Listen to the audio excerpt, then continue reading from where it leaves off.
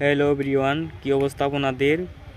ইমরে দেখতে পাইতাছেন অনেক ফসল, কিন্তু এই সাইডে দেখতে পাইতাছেন কোনো ফসল নাই। সাইডে দেখতাছেন ঘিরে দিছি। কি কারণে এরকম হইলো, কি কেমনে হইলো, এটা জানতে চাইলে ভিডিওটি শেষ পর্যন্ত দেখতে হবে আপনাদের।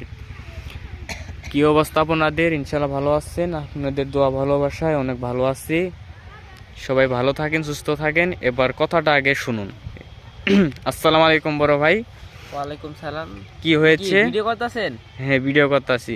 তো এই ক্ষেত্রে ঘিরে দেওয়ার উদ্দেশ্যটা হলো কি?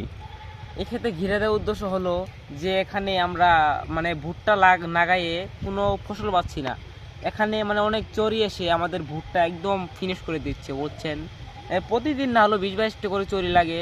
এই চরি খালি যে এরকম করে পাতা ছিঁড়ে এরকম পাতা খাইতে খাইতে আমাদের মানে দেখুন এই ক্ষেতের ভুট্টা একদম ফিনিশ করে ফেলেছে, বুঝছেন। আমরা মানে এই ভুট্টা লাগিয়ে আমরা কোনো ফসলই পাচ্ছি না। এই ভুট্টাটাই খালি আমাদের মানে আরো টাকা লস যাচ্ছে, বুঝছেন।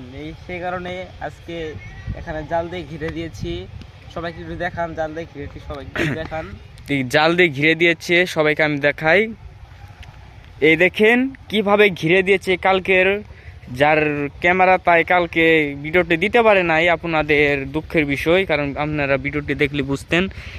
এমনভাবে ঘিরে দিয়েছে, শুধু চোরেই না, একটা পিঁপড়া পিঁপড়া পিঁপড়া ছাড়া সব কিছু আটকিবে, মানে আসতে পারবে না। দেখতে পাচ্ছেন মাটি দিয়েছে, এরম বাজ দিছে, বাউর পর্যন্ত ভাঙবে না, বাউরে এমন লাঠি দিয়ে ঘিরা দিছে। এইভাবে কেউ ঘিরা দেয় না আমিও জানি, কিন্তু দুই বাড়ির চুরি যখন লাগে ভাইয়া, তখন ভাইয়ার ক্ষেতটা শেষ করে ছাড়ে। দেখেন এই ক্ষেতে কিচ্ছুই নাই, এটা কিন্তু ভুট্টার ক্ষেত, কিচ্ছু নাই। তবে এই ক্ষেতে কিচ্ছু নাই দেখতে পাইতাছেন। তবে এই ক্ষেতও দেখেন, এই ক্ষেত হালকা ধরছে, তারপরেও ঘিরে দিয়েছে। অনেক কিন্তু কাইজে হয়েছে এই বাড়ির সাথে।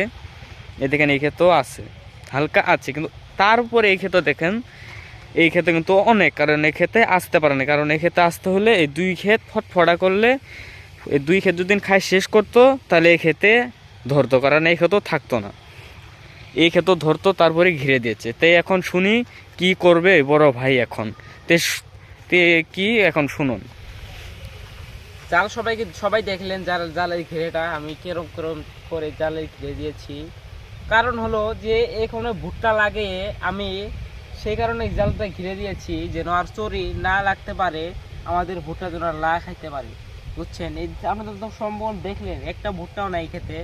আপনি যেন আরো চেষ্টা করব যে কোনো চুরি যেন না আসতে পারে। ওই সাইড দিয়ে আপনাদের আরো ঘিরে দেওয়া হয় নাই, যেন আরো জাল কিনতে হবে, আমার ওই সাইড দিয়ে পোড়াই কিনতে হবে। সেই কথাটা বলার জন্যই আপনাদের মাঝে এসেছিলাম। আর ওই জাল দিয়ে ঘিরে দিয়ে সামনে দেখাইতে পারি নাই, অনেক দুঃখের বিষয়।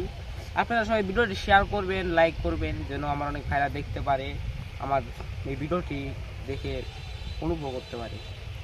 এটাই বলে আসছিলাম আমি। আসসালামু আলাইকুম।